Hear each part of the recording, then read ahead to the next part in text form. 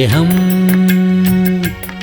ദിവ്യസ്നേഹം, സ്നേഹം, ദിവ്യസ്നേഹം. 2 കൊരിന്ത്യർക്ക് എഴുതിയതായ ലേഖനം 8-ാമത്തെ അധ്യായം 9-ാം വാക്യം വായിക്കുകയാണ്. ബൈബിളുള്ള ആളുകൾ തുറന്ന് വായിക്കുക, ഇല്ലാത്ത ആളുകൾ ശ്രദ്ധിച്ച് കേൾക്കൂ. വായിക്കുകയാണ്. നമ്മുടെ കർത്താവായ യേശുക്രിസ്തു സമ്പന്നൻ ആയിരുന്നിട്ടും അവൻ്റെ ദാരിദ്ര്യത്താൽ നിങ്ങൾ സമ്പന്നർ ആകേണ്ടതിന് നിങ്ങൾ നിമിത്തം ദരിദ്രനായി തീർന്ന കൃപ നിങ്ങൾ അറിയുന്നുവല്ലോ. നിങ്ങൾ യേശുക്രിസ്തുവിൻ്റെ കൃപ അറിയുന്നല്ലോ. അറിയുക എന്നത് കേൾക്കുന്നത് അല്ല, കാണുന്നതല്ല. അറിയുക എന്ന് പറഞ്ഞാൽ അനുഭവിക്കുന്നതാണ്. നീ എന്നെ കണ്ടിട്ടുണ്ടോ എന്ന് ചോദിച്ചാൽ എപ്പോഴെങ്കിലും എവിടെച്ചെങ്കിലും കണ്ടിട്ടുണ്ടെന്ന് പറയാം. നിങ്ങൾ എന്നെ അറിയുമോ എന്ന് ചോദിക്കുമ്പോൾ എൻ്റെ പേരെന്താണ്, ഞാൻ ഇവിടെ താമസിക്കുന്നു, എൻ്റെ മാതാവാരാണ്, പിതാവാരാണ്, എൻ്റെ അവസ്ഥകളെക്കുറിച്ച് നന്നായി അറിയുന്നതാണ്. ഒരു മാതാവ് തൻ്റെ കുഞ്ഞിനെക്കുറിച്ച് നന്നായിട്ട് അറിയുന്നു. ഒരു കുഞ്ഞ് തൻ്റെ അമ്മയെപ്പറ്റി നല്ലവണ്ണം അറിയുന്നു. നമ്മൾ യഥാർത്ഥത്തിൽ ദൈവത്തിൻ്റെ മക്കളാണെങ്കിൽ യേശുക്രിസ്തുവിൻ്റെ കൃപയെ നാം അറിയണം. അവൻ്റെ മഹത്വത്തെ തിരിച്ചറിയണം. അവൻ്റെ സ്നേഹത്തെ രുചിച്ചറിയണം. അവൻ്റെ കരുണയെ അനുഭവിക്കണം. അവൻ്റെ ദയ നേടിയെടുക്കണം. യേശുക്രിസ്തു ആരാണ്? ആരെങ്കിലും വന്ന് നിന്നോട് പറയുന്നു യേശുക്രിസ്തു ദൈവമല്ല, എന്തിനു നീ അവനിൽ വിശ്വസിക്കുന്നു എന്ന് ചോദിച്ചാൽ എന്താണ് പറയേണ്ടത്? അങ്ങനെയാണോ? അറിയാതെ വിശ്വസിച്ചതാണ്, തെറ്റുപറ്റിപ്പോയി എന്ന് പറയുമോ? അതോ ഇങ്ങനെ പറയുമോ, ഞാൻ വിശ്വസിക്കുന്നവനെ ഞാൻ അറിയുന്നു. യേശുക്രിസ്തുവിൻ്റെ മക്കളാണെങ്കിൽ അവർ ക്രിസ്തുവിൻ്റെ സ്നേഹത്തെ അനുഭവിക്കുന്നവരായിരിക്കണം. ഇന്ന് അനേകം ആളുകളും നാമമാത്ര ക്രിസ്ത്യാനികളാണ്. ചടങ്ങിന് വേണ്ടിയുള്ള ഭക്തി മാത്രമാണ്. അവർക്ക് ക്രിസ്തുവിനെക്കുറിച്ച് അറിയില്ല. യേശുവിനെ ഞാൻ അറിയുവാനിടയായി. യേശുവിൽ ഞാൻ വിശ്വസിച്ചിട്ട് 10 വർഷം കഴിഞ്ഞിരിക്കുന്നെന്ന് പറയുന്നു.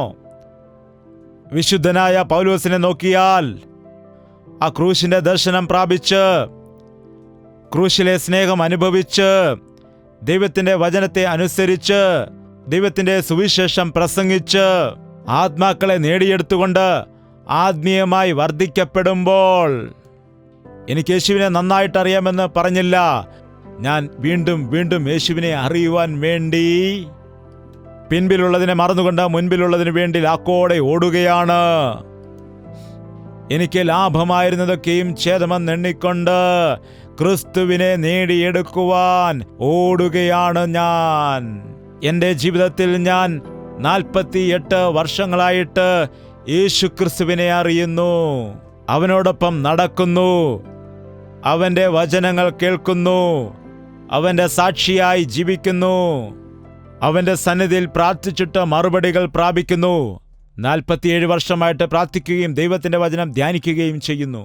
ഇപ്പോഴും ഞാൻ ഒന്നും അറിയില്ല എന്ന രീതിയിലാണ്, ആത്മീയമായി പൂർണ്ണനായിട്ടില്ല എന്ന രീതിയിലാണ് എന്നെ തന്നെ കണക്കിടുന്നത്.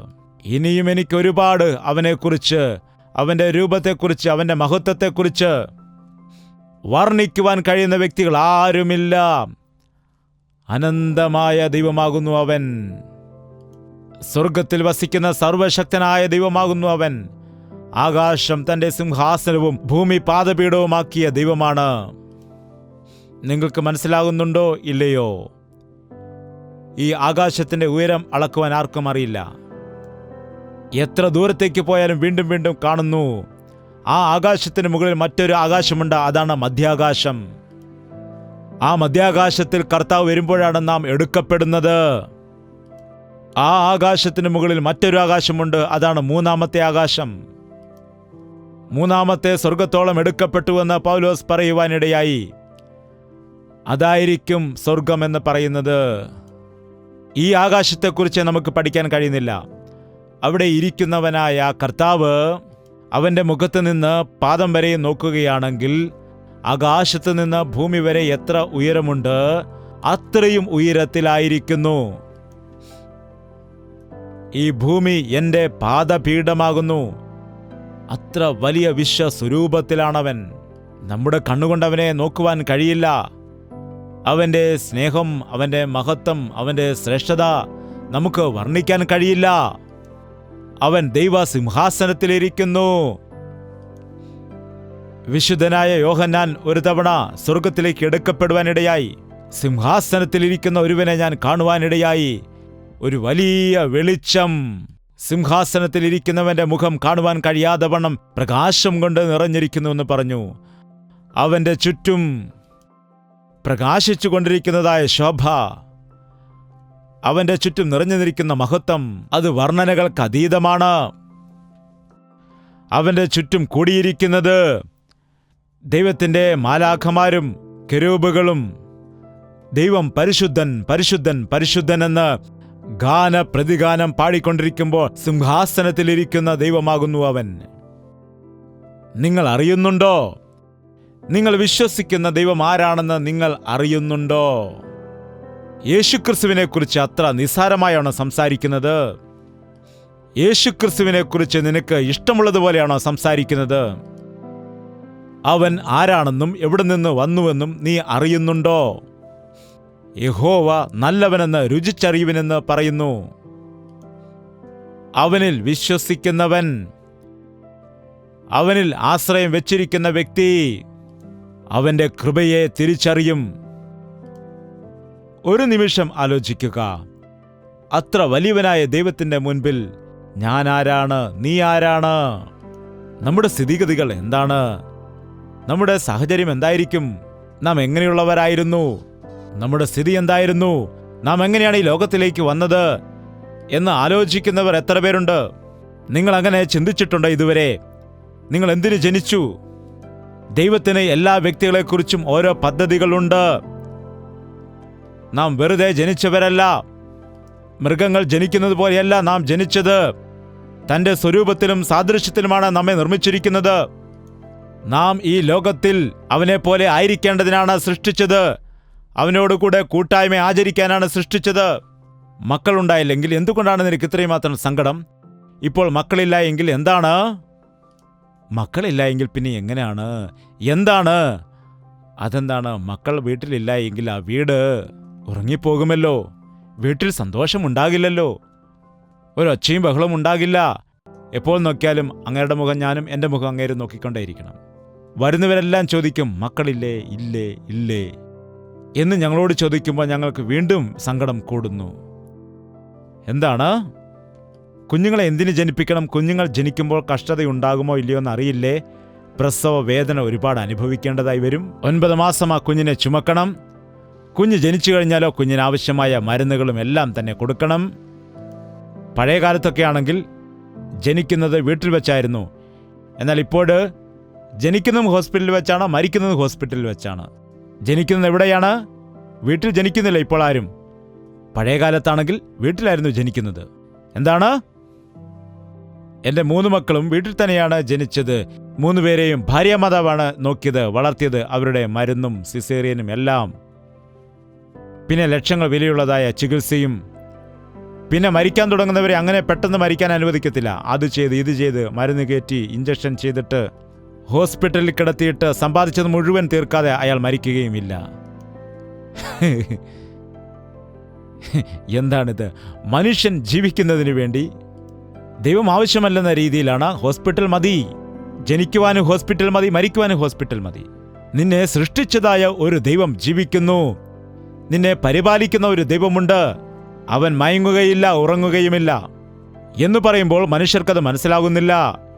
ഏതു സമയവും ഭൗതികമായ വിഷയങ്ങൾ സംസാരിച്ചു കൊണ്ടിരിക്കുന്നല്ലാതെ എന്നെ സൃഷ്ടിച്ചതായ സൃഷ്ടികർത്താവ് ഒരാളുണ്ട്.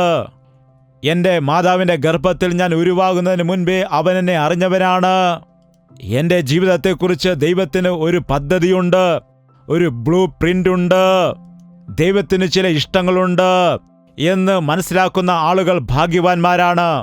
അത് തിരിച്ചറിയുവാൻ എനിക്ക് 18 വർഷങ്ങൾ വേണ്ടി വന്നു. എൻ്റെ 18ാമത്തെ വയസ്സിൽ ഞാനത് തിരിച്ചറിഞ്ഞപ്പോൾ എൻ്റെ ജീവിതം ദൈവത്തിന് വേണ്ടി സമർപ്പിച്ചു. ഈ ലോകത്തിൽ നാം ജീവിക്കുന്ന സമയത്ത് നമ്മുടെ ജീവിതത്തിൽ ഭയമുണ്ടാകാനിടയാകും, ദുഃഖമുണ്ടാകാനിടയാകും, കഷ്ടതയുണ്ടാകാനിടയാകും, പ്രയാസങ്ങൾ ഉണ്ടാകാനിടയാകും, കണ്ണുനീരുണ്ടാകാനിടയാകും, രോഗങ്ങൾ വരുവാനിടയാകും. എൻ്റെ ഭർത്താവ് മദ്യപാനിയാണ്, എൻ്റെ മക്കൾ എന്നെ അനുസരിക്കുന്നില്ല, എൻ്റെ ഭർത്താവിൻ്റെ 2 കിഡ്നികളും നശിച്ചുപോയി, എൻ്റെ മകന് ഹാർട്ട് ഓപ്പറേഷൻ നടന്നിരിക്കുന്നു, എൻ്റെ ആരോഗ്യം വളരെ മോശമാണ്, ഞങ്ങൾക്ക് വലിയ കടബാധ്യതയുണ്ട്, ഞങ്ങൾക്ക് സ്വന്തമായി വീടില്ല, ഞങ്ങൾക്ക് കുഞ്ഞുങ്ങളില്ല, വിവാഹം കഴിഞ്ഞിട്ട് 13 വർഷം ആയിരിക്കുന്നു, ഞങ്ങൾക്കിതുവരെ മക്കളുണ്ടായിട്ടില്ല. അങ്ങനെ എല്ലാവരും പറയുന്നതായ ദുഃഖങ്ങൾ കേൾക്കുമ്പോൾ, കർത്താവേ, യഥാർത്ഥത്തിൽ എന്താണിത്? ഞങ്ങളെ ദുഃഖിപ്പിക്കുവാനാണോ നീ സൃഷ്ടിച്ചത്? ഞങ്ങളെ കഷ്ടപ്പെടുത്തുവാനാണോ നീ സൃഷ്ടിച്ചത് എന്ന് ദൈവത്തോട് ചോദിക്കുവാനായിട്ട് തോന്നും. ശരിയാണോ? നാം കഷ്ടപ്പെടേണ്ടതിന്, നാം ഗതിയില്ലാതെ ഇരിക്കുവാനായി, നാം ദാരിദ്ര്യത്തിൻ്റെ അവസ്ഥയിൽ ഇരിക്കുവാൻ ദൈവം നമ്മെ സൃഷ്ടിച്ചതാണോ? അല്ല. ദൈവം നമ്മെ സൃഷ്ടിച്ചത് അവൻ്റെ കൂടെ വസിക്കുവാൻ വേണ്ടിയാണ്. മാതാപിതാക്കൾ എങ്ങനെയാണ് മക്കളോടൊപ്പം വസിക്കുവാൻ ഇഷ്ടപ്പെടുന്നത്, അതുപോലെ ദൈവം നമ്മെ തൻ്റെ സ്വരൂപത്തിലും സാദൃശ്യത്തിലും സൃഷ്ടിച്ചുകൊണ്ട് തൻ്റെ രാജ്യത്തിൻ്റെ അവകാശികളായി മാറ്റേണ്ടതിന്, തന്നോടൊപ്പം ജീവിച്ച് തന്നെപ്പോലെ ജീവിക്കണമെന്ന് ആശിച്ചതാണ്. എന്നാൽ ആദ്യ മനുഷ്യനായ ആദാമും ഹൗവായും ചെയ്തതായ കൽപ്പന ലംഘനം എന്ന പാപം കാരണം മനുഷ്യൻ ദൈവം കൊടുത്തതായ മഹത്വത്തെ നഷ്ടപ്പെടുത്തി.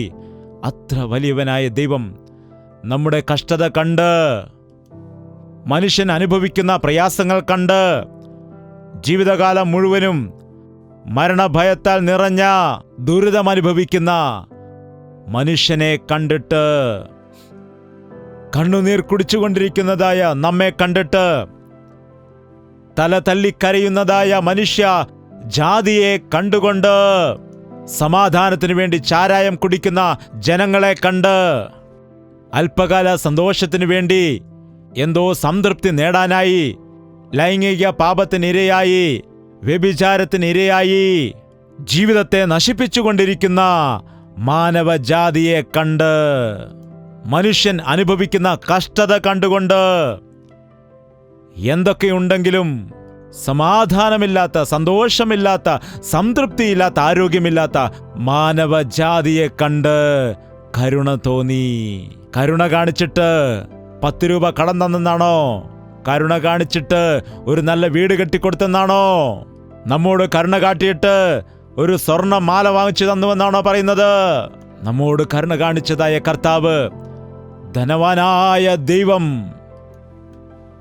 ഉന്നതനും ഉയർന്നിരിക്കുന്നവനും ശാശ്വതവാസിയും ഉന്നതങ്ങളിൽ വസിക്കുന്നതുമായ നമ്മുടെ ദൈവം,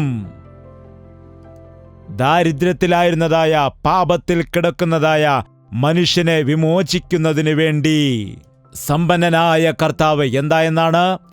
ദരിദ്രനായി മാറി. നമ്മുടെ കർത്താവായ യേശുക്രിസ്തു സമ്പന്നനായിരുന്നിട്ടും അവൻ്റെ ദാരിദ്ര്യത്താൽ നിങ്ങൾ സമ്പന്നർ ആകേണ്ടതിന് നിങ്ങൾ നിമിത്തം ദരിദ്രനായി തീർന്ന കൃപ നിങ്ങൾ അറിയുന്നുവല്ലോ. അവൻ സമ്പന്നനും നാം ദരിദ്രരും ആയിരുന്നു. ശരിയാണോ അല്ലയോ? നമ്മുടെ ജീവിതം എങ്ങനെയുള്ളതാണ്? രാവിലെ ഉണർന്ന ശേഷം പല്ല് തേച്ചില്ലെങ്കിൽ എന്തൊരു സ്മെല്ലുണ്ടാകും? എന്തൊരു സ്മെല്ലായിരിക്കും? റോസാപ്പൂവിൻ്റെ സ്മെല്ലാണോ? എന്താണ്? മസാലയുടെ സ്മെല്ലാണോ? എന്തൊരു സ്മെല്ലാണ്? വലിയ ദുർഗന്ധമാണ്. പശുക്കൾ എപ്പോഴെങ്കിലും കോൾഗേറ്റ് പേസ്റ്റ് കൊണ്ട് പല്ല് തേക്കുന്നത് കണ്ടിട്ടുണ്ടോ? പശുക്കളോ പക്ഷികളോ സോപ്പ് വെച്ച് കുളിക്കുന്നത് കണ്ടിട്ടുണ്ടോ? ആവശ്യമില്ല അവർക്ക്. അവർ തന്നെത്താൻ ശുദ്ധിയായിക്കൊള്ളും. എന്നാൽ നമ്മെക്കുറിച്ച് എന്താണ്? 2 ദിവസം പല്ല് തേക്കാതെയും കുളിക്കാതെയും ഇരുന്നാൽ അടുത്തുള്ളവർക്ക് ഓടിപ്പോകേണ്ടതായി വരും. വലിയ ദുർഗന്ധമുണ്ടാകാനിടയാകും. ചില ആളുകൾക്ക് എത്ര സെന്റ് അടിച്ചാലും ആ സെന്റിന്റെ മണത്തേക്കാൾ കൂടുതൽ നിൽക്കുന്നത് വിയർപ്പിന്റെ മണമായിരിക്കും. എന്തൊരു മണമാണ്! എത്ര തിന്നാലും തൃപ്തിയില്ല, എത്ര ധരിച്ചാലും തൃപ്തിയില്ല, മനുഷ്യന് തൃപ്തിയില്ല.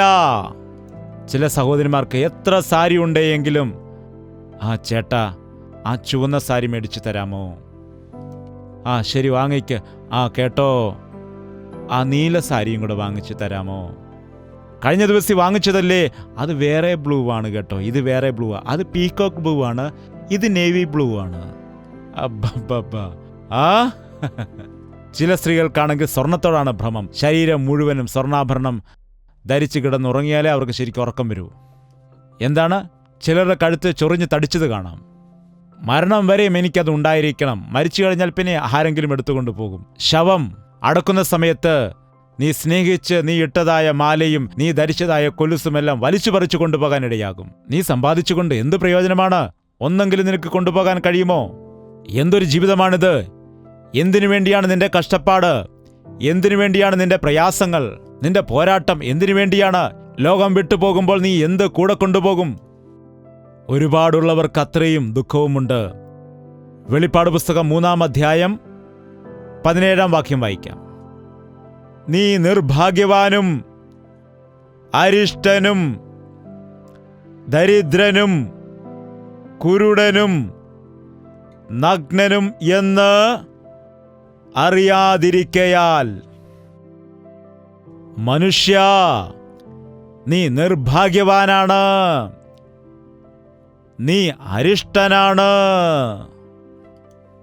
എനിക്കൊരുപാട് ബന്ധുക്കാരുണ്ട്, ബന്ധുബലം ശരിക്കുണ്ടെന്ന് പറയും. നിന്റെ ബന്ധുക്കൾ നിന്റെ കൂടെ കാണും, നിനക്ക് പണമുള്ളപ്പോൾ നിന്റെ കൂടെ നിന്ന് കഴിക്കുന്നതിനായിട്ട്. ഒരു ദൈവദാസൻ ഇപ്രകാരം പറഞ്ഞു, നമ്മുടെ ബന്ധുക്കളെക്കാൾ നല്ലവർ കഴുകന്മാരാണെന്നാണ്. കഴുകന്മാർ മാംസം തിന്നാൽ എല്ലെങ്കിലും മിച്ചം വയ്ക്കും, എന്നാൽ ഇന്നത്തെ കാലത്തെ ബന്ധുക്കൾ എല്ലുപോലും ബാക്കി വയ്ക്കുകയില്ലെന്നാണ് പറയുന്നത്. നമ്മുടെ സ്വന്തക്കാരെക്കാൾ നമ്മുടെ കട്ടിലിൽ കാണുന്ന മൂട്ടകൾ ഇല്ലേ, അവയാണ് വളരെ നല്ലതെന്ന്. നാം ഉറങ്ങുന്നതുവരെയും കാത്തിരുന്നിട്ട് പതിയെ കട്ടിലിൻ്റെ വിടവിൽ നിന്ന് ഇറങ്ങി വന്ന് ആവശ്യമായ രക്തം വലിച്ചു കുടിച്ച് പിന്നെ മിണ്ടാതെ പോയിരിക്കും. പിന്നെ പിറ്റേ ദിവസം രാത്രി വരെ അനങ്ങുകയില്ല. നമ്മുടെ രക്തവുമായി അവർക്ക് ബന്ധമുണ്ട്. എന്നാൽ ഈ രക്തബന്ധുക്കളാണെങ്കിൽ നമ്മുടെ രക്തം മുഴുവൻ ഊറ്റിക്കുടിക്കുമെന്നാണ്. വീടും വസ്തുവും എൻ്റെ പേരിൽ എഴുതി തരണം, എൻ്റെ സ്വത്ത് എൻ്റെ പേരിൽ തന്നെ എഴുതി നൽകണം എന്ന് പറഞ്ഞ് മാതാവിൻ്റെയും പിതാവിൻ്റെ അടുക്കൽ കത്തിപിടിച്ചുകൊണ്ട് സംസാരിക്കുന്ന, കഴുത്തിന് കത്തിവെച്ച് സംസാരിക്കുന്ന മക്കളുണ്ട്. എത്രയോ ആളുകൾ എൻ്റെ അടുക്കൽ വന്ന് പരാതിപ്പെടാറുണ്ട്, എൻ്റെ ഭർത്താവ് മരിച്ചുപോയി, എനിക്ക് 2 മക്കളുണ്ട്, വളരെ കഷ്ടപ്പെട്ടാണ് ഞാൻ അവരെ വളർത്തിയത്. എൻ്റെ അമ്മായിയമ്മയും ഭർത്താവിൻ്റെ വീട്ടുകാരും എല്ലാം ചേർന്ന് അവർ ഒരുമിച്ച് പറയുകയാണ്, ഭർത്താവിൻ്റെ സ്വത്തിൽ എനിക്ക് ഭാഗമില്ല, ഞങ്ങളുടെ മകൻ മരിച്ചു, നിങ്ങൾ എവിടെയെങ്കിലും ഇറങ്ങിപ്പോ എന്ന് പറയുകയാണ്. എൻ്റെ ഭർത്താവിൻ്റെ വീതത്തിൽ എനിക്ക് പങ്കില്ലേ? ന്യായമായിട്ട് എൻ്റെ ഭർത്താവിൻ്റെ സ്വത്തിൻ്റെ അവകാശി എൻ്റെ മക്കളല്ലേ? ഞങ്ങൾക്കെന്നാൽ നൽകുന്നില്ല. എത്രമാത്രം ഞങ്ങൾ അപേക്ഷിച്ചിട്ടും ഒരു മനസ്സലിവും കാണിക്കുന്നില്ല. എത്ര ക്രൂരന്മാരായ മനുഷ്യരാണ്. നിന്റെ മകനും നിന്റെ മകൻ്റെ ഭാര്യയും നിന്റെ സ്വന്തമല്ലേ? നിന്റെ മകനെ നീ സ്നേഹിക്കുമ്പോൾ മകൻ്റെ ഭാര്യയെ നീ സ്നേഹിക്കുകയില്ലേ? എത്ര ആളുകളുണ്ട് ഇന്ന് വിവാഹം കഴിഞ്ഞാൽ പിന്നെ മകനെ മാത്രമേ സ്നേഹിക്കൂ. ആ പെൺകുട്ടിയെയാണെങ്കിൽ നിനക്കെന്തിനാണ് മുട്ട, അവന് കൊടുക്ക്, നീ എന്തിനാണ് കഴിക്കുന്നത്, നീ ഇപ്പം കഴിക്കണ്ട എന്ന് പറയുന്ന അമ്മായിമ്മമാർ ഉണ്ട്. എത്ര ഭയങ്കരമാണിത്! മനുഷ്യൻ ക്രൂരന്മാരായിത്തീരുന്നു, സ്വാർത്ഥതയുള്ളവരായി മാറുന്നു. ഇത് അരിഷ്ടതയുള്ള ജീവിതമാണ്. നിന്റെ കയ്യിൽ കാശുണ്ടെങ്കിൽ ബന്ധുക്കൾ നിന്റെ ചുറ്റും ഉണ്ടായിരിക്കും. നിനക്ക് സൗന്ദര്യമുണ്ടെങ്കിൽ ഒരുപാട് പേർ നിന്റെ പിറകെ വരും. എത്രയോ പെൺകുട്ടികൾ പറയുന്നു ഐ ലവ് യു എന്ന് പറഞ്ഞു എൻ്റെ പിറകെ പിന്നെ വരാനിടയായി, എന്നെ നശിപ്പിക്കുവാനിടയായി. പിന്നിപ്പോ നീ ആരാണ്, നീ പോകൂ എന്ന് പറഞ്ഞ് തള്ളിവിടുന്നു. എൻ്റെ ജീവിതം നശിച്ചുപോയി, ഇപ്പോൾ ഞാൻ എന്തു ചെയ്യണം എന്ന് പറഞ്ഞ് അനേകർ കരയുന്നു, എടുത്തുചാടി തീരുമാനങ്ങൾ എടുത്തതുകൊണ്ട്. വഴിതെറ്റി ജീവിതത്തിലെ അനുഗ്രഹങ്ങൾ നഷ്ടപ്പെട്ട് ഗതിയില്ലാതെ ദാരിദ്ര്യാവസ്ഥയിലേക്ക് ഇറങ്ങിപ്പോകുന്നു. ഇന്നെന്നെ കേൾക്കുന്നവരോട് ദൈവം സംസാരിക്കുന്നത് എന്താണെന്ന് വെച്ചാൽ, ഇന്ന് ഞാൻ പറയുന്നത് എന്താണെന്ന് വെച്ചാൽ, നാം അരിഷ്ടരായ മനുഷ്യരാണെന്ന് പറയേണ്ട കാര്യമില്ല. നിനക്ക് തന്നെ അറിയാവുന്നതാണ്. നിനക്ക് തന്നെ അറിയാം. കടഭാരത്തിൽ വീണുപോകുന്നു, രോഗത്താൽ ഭാരപ്പെടുന്നു, അന്യ വ്യക്തികൾ കാരണമായി വഞ്ചിതരായിത്തീരുന്നു, കബളിക്കപ്പെടുന്നു. ഒരു ജോലിയില്ലാതെ, കഴിക്കാൻ ആഹാരമില്ലാതെ, ധരിക്കുവാൻ വസ്ത്രമില്ലാതെ, കിടക്കാൻ പാർപ്പിടമില്ലാതെ ആശ്രയിക്കുന്നവർ ഉപേക്ഷിച്ചു കളഞ്ഞ അനേകം അനാഥരെ കൊണ്ട് നിറഞ്ഞ ലോകമായി ഇന്ന് മാറിയിരിക്കുന്നു. പുറമേ കാണുന്ന സ്നേഹപ്രകടനങ്ങൾ യഥാർത്ഥമായ സ്നേഹം അല്ല. പുറമേ കാണുന്ന ആഡംബരങ്ങൾ യഥാർത്ഥമായ സുഖമല്ല. ഏത് ഭവനത്തിൽ നോക്കിയാലും, ഏത് കുടുംബത്തിൽ നോക്കിയാലും, ഏത് ദേശത്ത് നോക്കിയാലും ഇന്നുള്ളതായ മനുഷ്യരുടെ ഇടയിൽ സമാധാനമില്ല, സംതൃപ്തിയില്ല, സന്തോഷമില്ല. കുടുംബങ്ങൾ വേർപിരിഞ്ഞു പോകുവാൻ കാരണം അതാണ്. മക്കൾ അനുസരണമില്ലാതെ ഒന്നിനും കൊള്ളാത്തവരായി തീരുന്നതിൻ്റെ കാരണം അതാകുന്നു. മനുഷ്യർ വഴിതെറ്റി സഞ്ചരിച്ചു കൊണ്ടിരിക്കുകയാണ്. ഈ കാലത്ത് പുതിയ രീതിയിൽ ചില ആളുകൾ പ്രവർത്തിക്കുന്നു. ഒരു പെൺകുട്ടി വിവാഹം കഴിച്ചാൽ പിന്നെ കുഞ്ഞുങ്ങളുണ്ടാകും. അതുകൊണ്ട് ആണിനെ തന്നെ കല്യാണം കഴിക്കുന്നു, പെണ്ണിനെ തന്നെ വിവാഹം കഴിക്കുന്നു. സ്വവർഗ വിവാഹ ബന്ധങ്ങൾ നിയമപരമാക്കുവാൻ വേണ്ടി ശ്രമിക്കുന്നു. ദൈവം സൃഷ്ടിച്ചപ്പോൾ പറഞ്ഞു, ഓരോ പുരുഷനും ഓരോ സ്ത്രീക്കും ഓരോരുത്തർക്കും സ്വന്തം ഭർത്താവ് ഉണ്ടായിരിക്കണം, ഓരോ പുരുഷനും സ്വന്തം ഭാര്യ ഉണ്ടായിരിക്കണം. കാമത്താൽ നിറയുവാൻ പാടില്ല. ദൈവത്തിന്റെ പദ്ധതി എന്താണെന്ന് വെച്ചാൽ ഭാര്യയും ഭർത്താവും മക്കളുമായിട്ട് ഭൂമി നിറയണം എന്ന് ദൈവം പറയുമ്പോൾ മനുഷ്യൻ ഈ കാലത്ത് അബോർഷൻ ചെയ്യുകയാണ്, ഗർഭഛിദ്രം ചെയ്യുന്നു.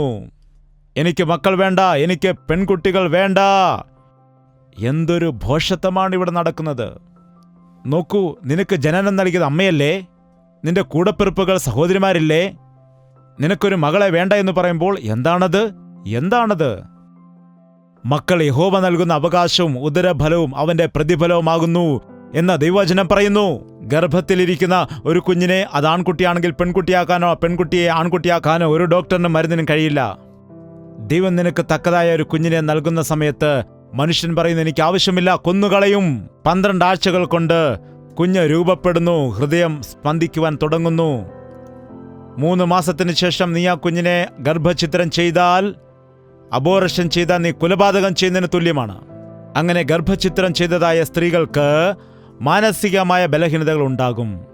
അവർക്കറിയാം അവരുടെ കുഞ്ഞിനെ കൊന്നുകളഞ്ഞുവെന്ന്. ആ സങ്കടം സഹിക്കാതെ മാനസിക രോഗിയായിട്ട് മാറുന്നവരുണ്ട്.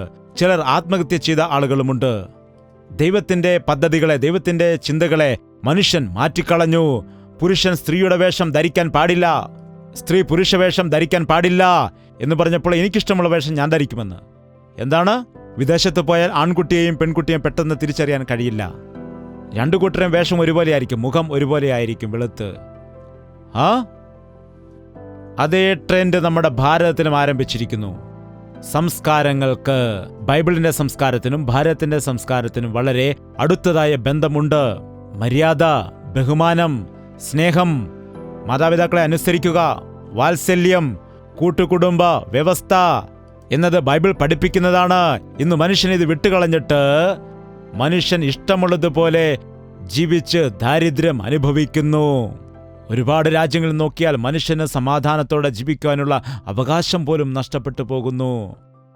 കഴിക്കുവാൻ ആഹാരമില്ലാതെ ആഫ്രിക്കൻ രാജ്യങ്ങളിൽ ചിലയിടത്ത് അസ്ഥികൂടങ്ങളായ മക്കളെ കാണാൻ കഴിയും. കുഞ്ഞിനൊരു തുള്ളി പാല് പോലും കൊടുക്കാൻ പറ്റാത്ത അവസ്ഥ. ആഹാരം കഴിക്കാതെ എല്ലിൻ കൂടു പോലെ ആയിരിക്കുന്ന അമ്മയ്ക്ക് എങ്ങനെ കുഞ്ഞിന് പാല് കൊടുക്കാൻ കഴിയും? എത്രയോ ആളുകൾ ക്രൂരമായ പട്ടിണി മരണത്തിന് ഇരയാകുന്നു. ദാരിദ്ര്യം. വിത്ത് വിതച്ചാലും ഫലമുണ്ടാകുന്നില്ല. ഭൂമിക്കെന്തു പറ്റി? ഭൂമി ഫലം നൽകുന്നില്ല. മോട്ടോർ കൊണ്ടുവന്ന് അതിൽ ഡീസൽ ഒഴിച്ച് അതോടിച്ച് ഭൂമിയുടെ ആഴത്തിൽ നിന്നും വെള്ളം വലിച്ചെടുത്ത് വയലിൽ ഒഴിച്ചിട്ടും വെള്ളം തികയുന്നില്ല. ദൈവം തക്ക സമയത്ത് മഴ കൊടുക്കുമായിരുന്നു, വേനൽ കൊടുക്കുമായിരുന്നു. ദൈവം ഭൂമിയെ അനുഗ്രഹിച്ച് അത് സസ്യശ്യാമളമായി തീരുവാൻ ആഗ്രഹിച്ചപ്പോൾ മനുഷ്യൻ കൃത്രിമമായ കാര്യങ്ങൾ ചെയ്ത് ഭൂമിയെ നശിപ്പിച്ചുകൊണ്ടിരിക്കുന്നു. ദൈവത്തിന്റെ സൃഷ്ടിയെ നശിപ്പിക്കുവാനിടയായി. ഇത് കണ്ടതായ ദൈവം നോക്കിയപ്പോൾ മനുഷ്യൻ നശിച്ചു പോകുന്നു. മനുഷ്യൻ അരിഷ്ടനായി മാറിയിരിക്കുന്നു. എനിക്കെല്ലാവരുമുണ്ട്, എന്നാൽ എന്നെ ആരും സ്നേഹിക്കുന്നില്ലെന്ന് പറയുന്നു. ഞാൻ ഒരുമിച്ചാണ് ആയിരിക്കുന്നാൽ എനിക്കൊരു സന്തോഷവുമില്ല. ഞാൻ എല്ലാവരോടും ഒപ്പമാണ് താമസിക്കുക, എന്നാൽ ഒറ്റപ്പെടൽ അനുഭവിക്കുന്നു എന്ന് പറയുന്ന എത്രയോ ആളുകൾ ഇന്ന് ഉണ്ട്. അയ്യോ, നിങ്ങൾക്ക് ഭർത്താവില്ലേ? ഭർത്താവുണ്ട്. ഭർത്താവിൻ്റെ കാര്യം പറയാതിരിക്കുന്നതാണ് നന്ന്. ആഹാരം കഴിച്ചോ എന്ന് പോലും ചോദിക്കില്ല. ആഹാരം തരൂ എന്ന് എപ്പോഴും ചോദിച്ചുകൊണ്ടിരിക്കും. എനിക്ക് ചോറ് തരൂ, ചോറ് തരൂ, ചോറ് തരൂ എന്ന് പറയാതെ കഴിച്ചോ എന്ന് ഭാര്യയോട് ചോദിക്കില്ലേ നിങ്ങൾ? നിങ്ങളുടെ മാതാപിതാക്കൾ ചെറുപ്പത്തിൽ നിങ്ങളോട് ചോറ് കഴിക്കുമോനെ, ചോറ് കഴിക്കുമോനെ, ചോറ് കഴിക്ക് എന്ന് പറഞ്ഞ് സ്നേഹത്തോടെ നിന്നെ എടുത്ത് തോളത്തിരുത്തി ആഹാരം കഴിപ്പിച്ചിട്ട് നിന്റെ മാതാവ് പ്രായം ചെന്ന് കിടപ്പിലായാൽ അമ്മേ ചോറ് കഴിച്ചോ എന്നൊരു മകൻ ചോദിക്കുമോ? ചോദിക്കില്ല. വേണമെങ്കിൽ കഴിക്കട്ടെ, അല്ലെങ്കിൽ ചാകട്ടെ, എന്തിനാണ് ഇങ്ങനെ കട്ടിലൊടിക്കാൻ കിടക്കുന്നത്? ഞങ്ങളെ കഷ്ടപ്പെടുത്തുകയാണെന്നാണ്. എങ്ങനെയാണ് നിന്റെ സ്വന്തം മാതാവ് നിന്നെ കഷ്ടപ്പെടുത്തുന്നത്? അവർ അവിടെ കിടക്കുകയല്ലേ? പെറ്റ തള്ളയെ നോക്കാത്ത മനുഷ്യൻ യഥാർത്ഥത്തിൽ മനുഷ്യനാണോ? മനുഷ്യൻ നശിച്ചിരിക്കുന്നു, ഗതിയില്ലാത്ത അവസ്ഥയിലായിരിക്കുന്നു, പരസ്പരം സ്നേഹിക്കാത്ത അവസ്ഥയിലായിരിക്കുന്നു. നീ നിർഭാഗ്യവാനും അരിഷ്ടനും നഗ്നനുമാകുന്നു. നീ കുരുടനായിരിക്കുന്നെന്ന് നീ അറിയുന്നില്ലേ? നീ നഗ്നനാണ്. നീ ധരിക്കുന്നതായ വസ്ത്രങ്ങൾ നിന്റെ നഗ്നതയെ ദൈവത്തിന് മുൻപിൽ മറയ്ക്കാൻ കഴിയുന്നില്ല. നിന്റെ യഥാർത്ഥ അവസ്ഥ ദൈവത്തിനറിയാം. നീ കുരുടനാകുന്നു. നീ ഇവിടെയുള്ളത് മാത്രം കാണുന്നു. നിന്റെ കൺമുൻപിൽ കാണുന്നതെല്ലാം ശാശ്വതമായതല്ല, ദൃശ്യമായതല്ല ശാശ്വതമായത്. അദൃശ്യമായതാണ് ശാശ്വതം. അദൃശ്യമായൊരു സ്വർഗമുണ്ട്, അവിടെയൊരു ദൈവമുണ്ട്. അവിടെയാണ് നിത്യമായി നിലനിൽക്കുന്ന ദൈവരാജ്യം. ഈ ഭൂമിയിലായിരിക്കുന്നത് എല്ലാം അഗ്നിക്ക് ഇരയാകാനായിരിക്കുന്നു. ഈ ഭൂമി നശിച്ചു പോകുന്ന സമയം അടുത്തിരിക്കുന്നു. ഈ ആകാശം ഒരു പായ പോലെ മടങ്ങിപ്പോകുമെന്നാണ് പറയുന്നത്. ലോകം അതിന്റെ അവസാനത്തിലേക്ക് അടുത്തുകൊണ്ടിരിക്കുകയാണ്. എന്നാൽ മനുഷ്യനൊന്നും അറിയുന്നില്ല. തന്റെ കൺമുൻപിലുള്ളത് മാത്രം കണ്ടുകൊണ്ട് ആഡംബരമായി ജീവിക്കുന്നു. ഇങ്ങനെയുള്ളതായ അവസ്ഥയിൽ ആ വലിയ ദൈവം,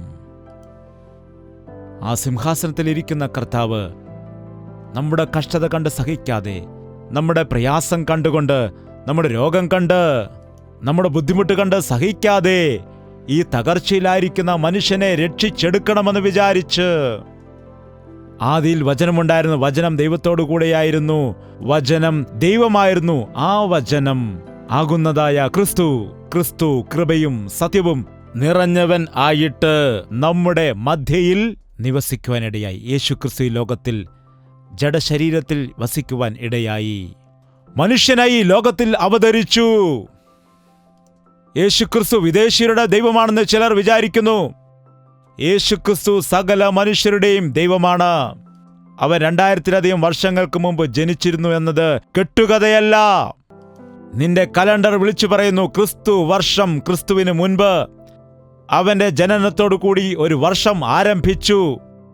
അവനിൽ കൂടി മനുഷ്യജാതിക്ക് വിടുതൽ ലഭിക്കുന്നതിന്, പാപികളായ മനുഷ്യർക്ക് പാപപരിഹാരം ലഭിക്കുന്നതിന്, ദരിദ്രരായിരിക്കുന്ന മനുഷ്യനെ ധനവാനാക്കി മാറ്റേണ്ടതിന്, രോഗികളായിരുന്ന മനുഷ്യരെ സൗഖ്യപ്പെടുത്തേണ്ടതിന്, ശാപഗ്രസ്തരായ നമുക്ക് ആശ്വാസം നൽകുവാൻ, നിത്യ നരകത്തിന് വിധിക്കപ്പെട്ട നമുക്ക് നിത്യജീവൻ നൽകുന്നതിന്, സ്വർഗത്തിലേക്ക് നമ്മെ ചേർക്കുന്നതിനായിട്ട് കർത്താവായ യേശുക്രിസ്തു ഈ ലോകത്തിലേക്ക് വരുവാനിടയായി. ഹല്ലേലൂയ! പ്രാർത്ഥന. പരിശുദ്ധനായ സ്നേഹമുള്ള പിതാവേ, ഒരിക്കൽ കൂടി നീ ഞങ്ങളെ ദർശിക്കണമേ. നിന്റെ സന്നിധിയിൽ നിൽക്കുന്നതായ നിന്റെ മക്കളെ ഓരോരുത്തരെ നീ ദർശിക്കുമാറാകണമേ.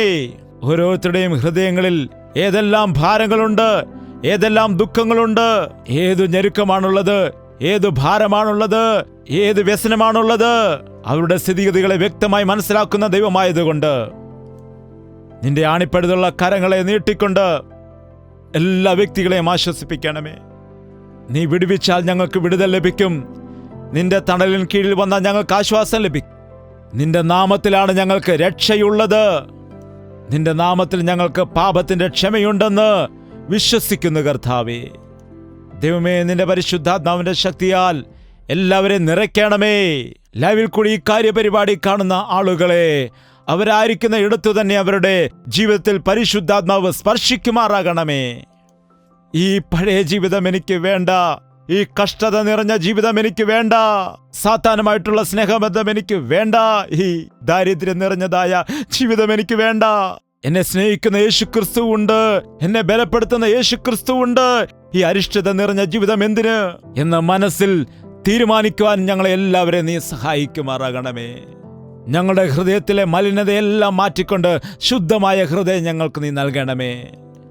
നിന്റെ വരവിന് വേണ്ടി ഞങ്ങളെ എല്ലാവരെയും ഒരുക്കണമെന്ന് യേശുക്രിസ്തുവിന്റെ നാമത്തിൽ അപേക്ഷിക്കുന്നു പിതാവേ. ആമേൻ, ആമേൻ, ആമേൻ.